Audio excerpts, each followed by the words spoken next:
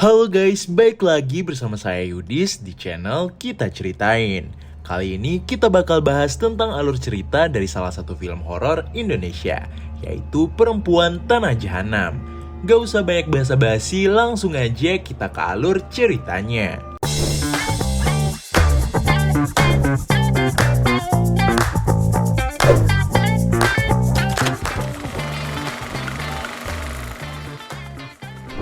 Di awal cerita, kita dipertemukan dengan Maya dan Dini yang sedang melakukan pekerjaannya, yaitu sebagai penjaga pos di jalan tol. Keduanya sedang asik mengobrol melalui telepon. Mereka membahas keinginan Maya untuk cepat pindah karena tetangganya, masalah pekerjaan, hingga mobil tua yang seringkali mendatangi Maya. Sembari mengerjakan tugasnya, tiba-tiba saja mobil tua yang dimaksud Maya kembali datang. Pria yang ada di dalam mobil tersebut menatap Maya cukup lama dan membuat Maya ketakutan. Setelah melakukan pembayaran, Maya mengira bahwa mobil tersebut sudah benar-benar pergi. Namun rupanya pria yang ada di dalam mobil itu menepikan mobilnya dan menghampiri Maya. Dini yang berada di telepon sedang membantu Maya dengan mengirimkan bantuan. Maya yang awalnya mengunci jendela, secara perlahan membukanya kembali dan menanyakan maksud dan tujuan pria itu. Pria itu menanyakan beberapa pertanyaan seperti nama Maya adalah Rahayu atau bukan, dan nama bapak serta desa asal Maya.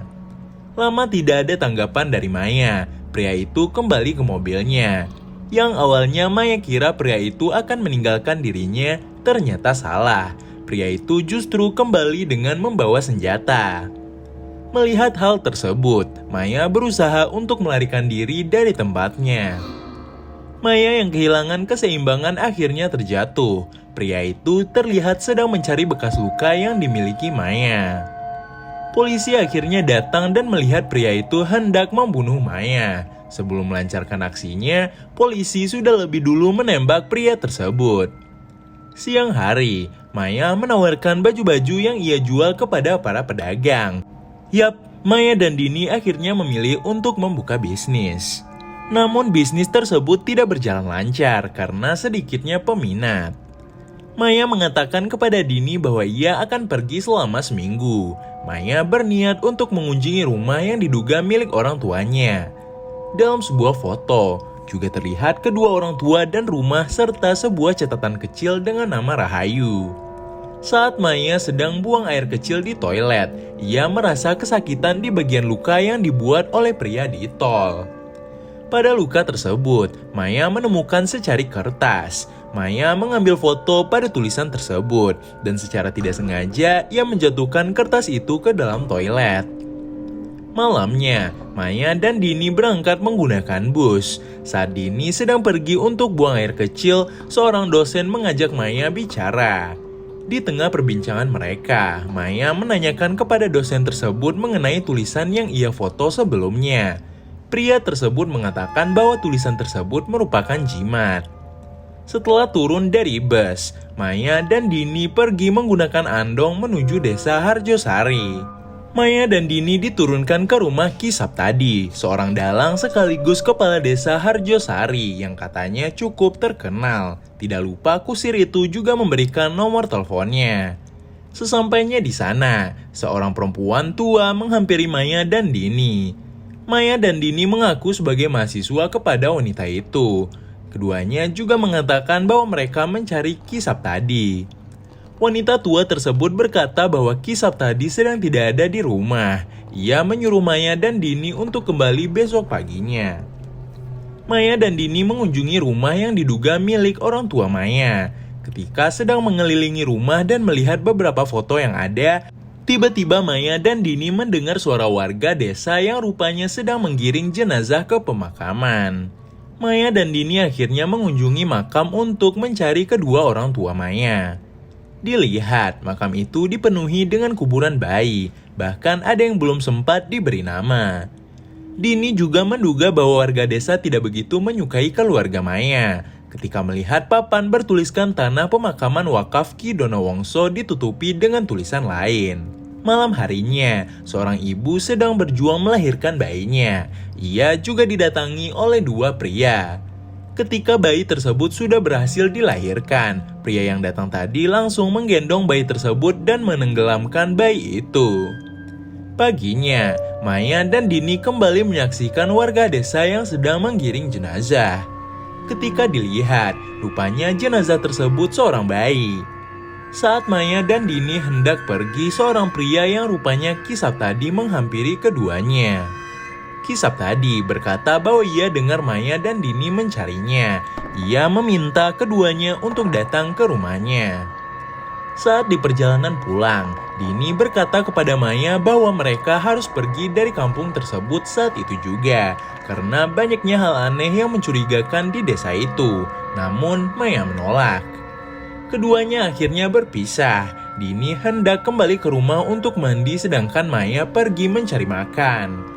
Di tempat ia beli makan, Maya bertanya kepada seorang gadis mengenai rumah besar itu. Gadis itu berkata bahwa menurut simbahnya rumah tersebut merupakan rumah penyakit yang dibawa oleh iblis yang sebelumnya tinggal di sana.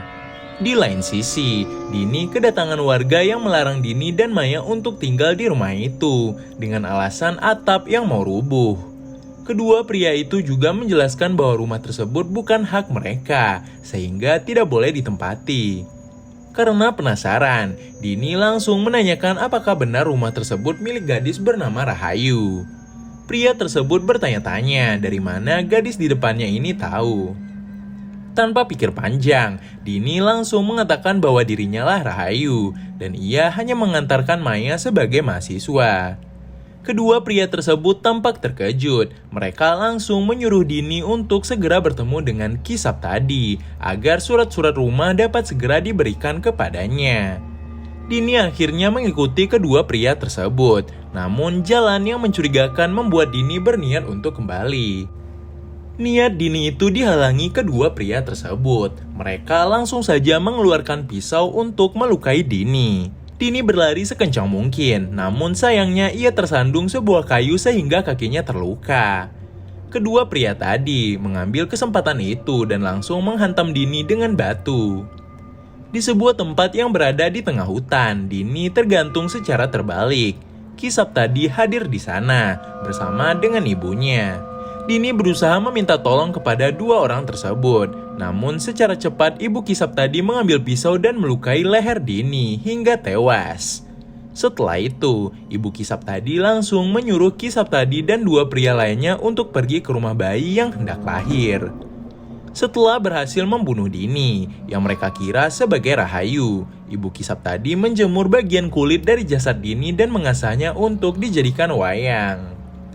Di sisi lain, Maya sedang mencari keberadaan Dini. Ia juga mengunjungi rumah Kisap tadi untuk menanyakan keberadaannya. Kisap tadi berkata kepada Maya bahwa ia akan meminta seseorang untuk mencari Dini. Malamnya, setelah selesai pertunjukan wayang, Maya menangis karena khawatir dengan Dini. Tiba-tiba ada sosok anak kecil yang mengajaknya untuk melihat kelahiran bayi. Pada proses melahirkan, lagi-lagi Kisap tadi menenggelamkan bayi tersebut di sebuah ember. Hal tersebut tentunya disaksikan oleh Maya. Maya sangat terkejut melihat itu, sampai-sampai ia tidak sengaja menimbulkan suara. Berkat bantuan gadis yang ia temui saat membeli makan, Maya berhasil selamat. Maya bertanya kepada gadis yang rupanya bernama Ratih mengenai kebenaran yang ada. Ratih menjelaskan dari awal bahwa desa tersebut sudah dikutuk dan bayi tadi termasuk salah satu korbannya. Rupanya beberapa tahun yang lalu desa tersebut memiliki lelaki yang sangat kaya dan memiliki pembantu yang sangat banyak, salah satunya Nyi Misni, ibu Kisap tadi. Setelah meninggal, kekayaan tersebut diwariskan kepada Ki Donowongso. Ia menikah dengan gadis cantik di desa itu yang bernama Nyai Sinta. Setelah 5 tahun menunggu, mereka akhirnya dikaruniai seorang anak. Namun, tidak ada yang mengetahui keadaan bayi itu setelah lahir. Banyak yang berkata bahwa bayi tersebut lahir tanpa kulit. Tak lama kemudian, banyak warga yang kehilangan anaknya. Dan di saat itu pula, untuk pertama kalinya warga melihat anak Ki Donowongso yang bernama Rahayu. Para warga bergunjing bahwa Ki Donowongso penyebab dari hilangnya anak-anak di desa itu. Ki Saptadi berkata bahwa Ki Donowongso mempraktikkan ilmu hitam saat ia menjadi dalang. Ia membunuh para warga dan juga dirinya sendiri. Setelah itu, salah satu pembantu Ki Donowongso membawa anak Ki Donowongso ke kota dan desa itu terkutuk. Ki Saptadi juga berkata bahwa untuk memutus kutukan tersebut, anak pertama yang mendapatkan kulit itu harus dikuliti kembali dan dijadikan wayang. Di rumah Ratih, Maya melihat foto seorang pria yang ia temui di jalan tol. Ratih berkata bahwa pria tersebut merupakan suaminya yang pergi ke kota selama 3 bulan untuk mencari obat untuk bayi yang sedang ia kandung. Ratih tidak percaya bahwa dengan membunuh dan menguliti Maya akan menyembuhkan kutukan tersebut. Di sisi lain, para warga bersama-sama mencari Maya setelah mengetahui bahwa yang mereka bunuh sebelumnya ternyata bukan Rahayu. Saat hendak melarikan diri, Maya mengatakan kepada Ratih bahwa ia pernah bertemu dengan suaminya. Maya juga menceritakan bahwa suaminya telah meninggal tertembak polisi saat hendak membunuhnya. Mendengar hal itu, Ratih tampak terdiam. Sebelumnya, Maya telah meminta bantuan kepada kusir yang bernama Mas Nano untuk membantunya. Mas Nano juga membawa seorang polisi. Namun tanpa diduga, rupanya polisi tersebut merupakan warga asli desa tersebut. Polisi itu meminta Nano untuk memberikan handphonenya, namun Mas Nano tetap bersikeras. Akibatnya, polisi itu menembak Mas Nano hingga tewas. Polisi itu kembali menelpon Maya. Dengan cepat, Maya membuang handphonenya lalu kabur secepat mungkin. Di jalan, Maya bertemu dengan mobil yang hendak membantunya. Namun tiba-tiba pria yang membantu Maya itu dihantui oleh anak kecil, hingga membuat mobil tersebut menabrak pohon. Bukan hanya itu, Maya juga dihantui ketiga anak kecil. Ia akhirnya dirasuki oleh salah satu anak itu dan mengetahui kebenarannya. Dalam hal tersebut, rupanya Nyai Sinta mencintai Ki Saptadi, alih-alih kepada Ki Donowongso. Namun ia terpaksa menikah dengan Ki Donowongso. Beberapa tahun kemudian, Nyai Sinta menemui Ki Saptadi dan tidur dengannya. Saat hendak keluar dari kamar Ki Saptadi, Nyai Sinta bertemu dengan Nyi Misni. Ia mengambil potongan rambut Nyai Sinta dan Ki Saptadi, serta membuat keduanya terkena ilmu hitam. Akibat dari ilmu tersebut, Ki Saptadi melupakan Nyai Sinta, dan bayi yang Nyai Sinta kandung hampir musnah. Ketika melihat anaknya lahir tanpa kulit, Ki Donowongso menculik anak-anak di desa tersebut dan mengulitinya. Ia juga mengkubur ketiga anak tersebut di ruang bawah tanah, dan menjadikan kulit-kulit tersebut menjadi wayang. Berkat ilmu hitam yang Ki Donowongso miliki, akhirnya Rahayu memiliki kulit yang utuh. Namun Rahayu kerap dihantui oleh ketiga anak yang telah ayahnya bunuh. Untuk menghilangkan arwah tersebut, Ki Donowongso membuat jimat dan menyembunyikannya di kulit anaknya. Saat hendak mendalang lagi, Ki Donowongso dipukul oleh salah satu warga desa, sedangkan Ki Saptadi yang menggantikannya. Di tengah acara tersebut, Ki Saptadi membunuh satu persatu para pemain gamelan. Ia juga membunuh Nyai Sinta. Untuk membohongi para warga, Ki Saptadi juga membunuh Ki Donowongso dengan pakaian dalang yang biasa ia pakai. Setelahnya, ia membawa wayang kulit ketiga anak tersebut. Dalam rasukan anak kecil itu, Maya ditunjukkan lokasi di mana kulit-kulit anak itu berada. Salah satu dari ketiga anak itu juga menyuruh Maya untuk menguburkan kulit mereka di tempat mereka dikubur, agar kutukan dapat hilang. Maya disadarkan oleh Ratih. Mereka berdua pergi menuju rumah Tole, salah satu anak yang dibesarkan tanpa kulit. Maya tidak kuat melihat keadaan Tole yang besar tanpa kulit. Ia pun juga merasa bersalah dengan para penduduk itu. Maya pun berniat untuk menghilangkan kutukan itu. Ia juga dibantu oleh Ratih.